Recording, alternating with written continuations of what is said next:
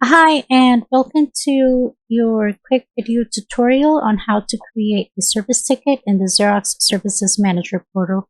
So this is going to be the URL that the Office Partner is going to provide you in order for you to be able to access the Xerox Services Manager, or the XSM portal as we call it. Green Office Partner will also be providing you with your username and your password. So please make sure that you save that.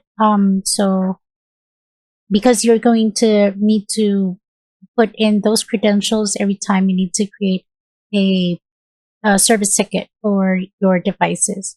You can also opt to hit this "Remember Me on this computer" button, so you don't need to log in again. And then it's going to take you into this page.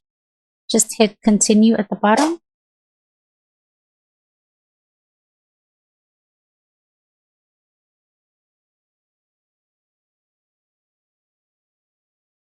And when you get to this page, you see we're at incidents and then new incident.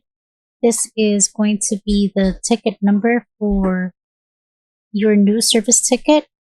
Make sure you get a hold of the serial number that you want to create the service ticket for. Let's select this first one that we have and then just hit find. As you can see at the right hand side, there's the customer information. If you are not the same person and you are the contact person for this service ticket, just make sure that you enter your contact information in the description box.